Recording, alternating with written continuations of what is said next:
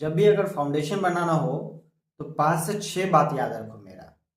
आपका फाउंडेशन लाजवाब बनेगा, और नहीं तो फिर पता चलेगा कि एक पिलर का जो सरिया है इधर सीधा है और दूसरा पिलर का सरिया उधर भाग गया है, आपसे नाराज होकर भाग गया है। समझ गए?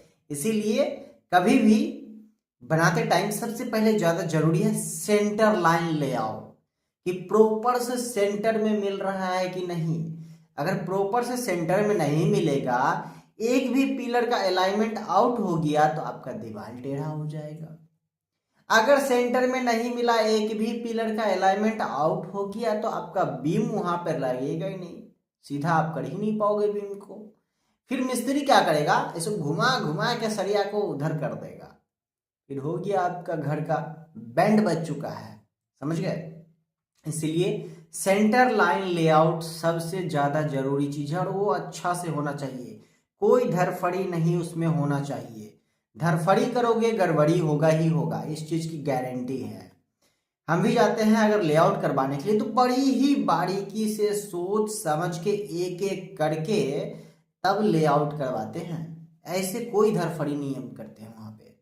चलिए दूसरा है, जब भी आप एक्सकावेशन करवा रहे हैं मिट्टी का, तो मिट्टी का एक्सकावेशन कराने के बाद उसका अच्छे ढंग से ड्रेसिंग होना बहुत जरूरी है।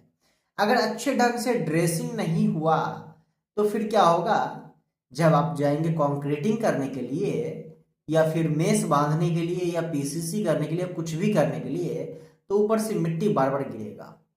इसीलिए अच्छे ढंग से एक्सकवेशन के बाद ड्रेसिंग जरूरी है।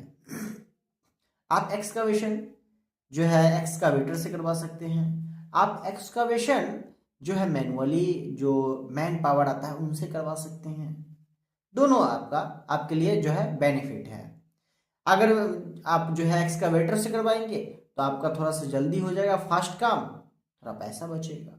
पैसा क्या मतलब, कि पैसा समझिए तो सेम ही लगेगा, थोड़ा सा काम फास्ट हो जाएगा, मैन पावर में थोड़ा सा आपको टाइम लग जाएगा।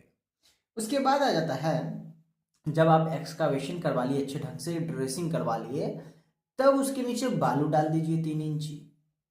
और बालू क्यों डालना है, ये चीज़ें बहुत अच्छे से हम आपको बता रखे हैं, बहुत ज़्यादा जरूरी है फाउंडेशन के लिए बालू। तो 3 इंची बालू वहां पर मार दीजिए। बहुत तरीका का वो बालू काम कर जाता है। जैसे बताओ तो वाइब्रेशन को भी कंट्रोल कर लेता है, जैसे बताओ तो उस पर वाटर डालोगे तो सीधा ड्रॉप कर देता है, डाउन डाउन टू अर्थ कर देता है। समझ गए? तो इसीलिए बालू बहुत जरूरी है। उसके बाद उस पर पीसीसी कर दीजिए। पीसीसी 4 इंची का हो जाएगा, सबसे सुपर होता है 4 इंची का पीसीसी कर लीजिए। जब 4 इंची का पीसीसी हो जाए, उसके बाद जो है कॉलम का फिर से सेंटर लाइन लेआउट मिला लीजिए। जो आपने मिट्टी खुदवाया था, सेंटर लाइन मिला के लेआउट करवा के, उसके बाद फिर से वही धागा दौड़ाइए।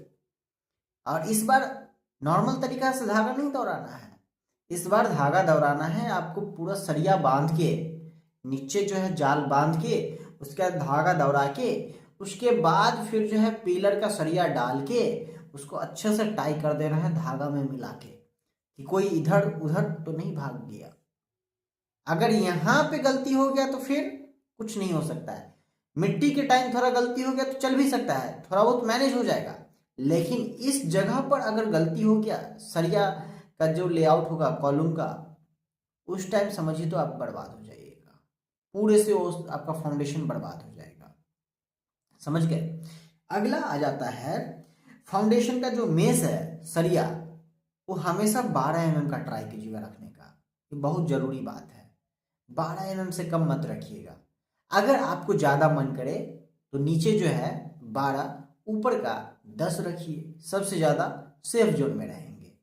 अगला आ जाता है जो कि कवर ब्लॉक। कवर ब्लॉक उसके नीचे जरूर लगा लेना है, साइड में भी कवर ब्लॉक लगा लेना है। समझ गए?